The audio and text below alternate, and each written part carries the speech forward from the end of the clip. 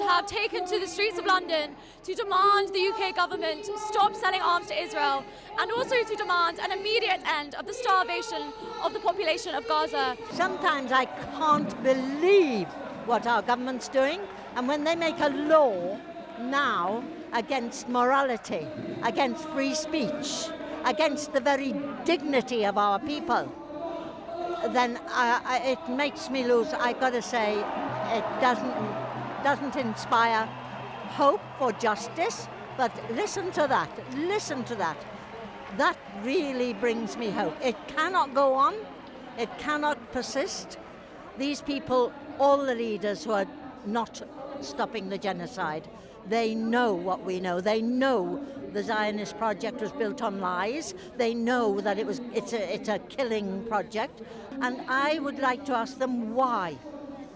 I would like to ask people everywhere, but especially our leaders, why did they need to lie so much, steal so much, and kill so much if it's okay, if it's an okay project? I implore Keir Starmer right now to do the right thing and stop the genocide that's happening in front of us. There were also counter-protesters who were here to express support for Israel. And this is one of the songs they chose to play from their cordoned-off section. Now, 84 MPs have already asked the government to introduce sanctions on Israel, but looking at the number of people here today, it doesn't seem that is going far enough. Can you tell me about the watermelon? Why we brought it here? Well, as we know, it was outlawed to carry the flag in Palestine some decades ago. So they used the watermelons to represent the Palestinians. So it's a little subtle nod to some of the history. What would you want to see the UK government doing? What action should they take? Well, first of all, to reverse the bill they passed last week to outlaw the three terrorist groups, where other groups, environmental groups, have not been outlawed as terrorist groups, and it's not right. It's inconsistent. Starmer himself 20 years ago was advocating for environmentalist groups.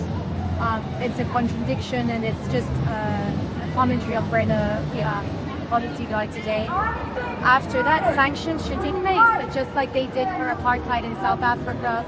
The Nakba and apartheid were established in the same year, in 1948. It's not a coincidence. And Nelson Mandela, yesterday was Nelson Mandela Remembrance Day.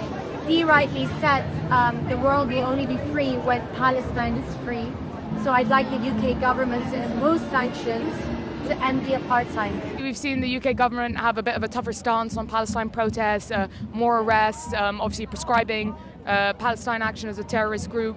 Do you fear for your own freedom of expression, your freedom to continue protesting? Do you worry about the repercussions when you come out on a day like this? Definitely. It's really scary the way the government's going and how they're cracking down on our freedom of expression and right to protest. But I think it's so important that we still come out, even with the increased risk. But yeah, it's definitely something that I'm thinking about, and it's scary the way it's going.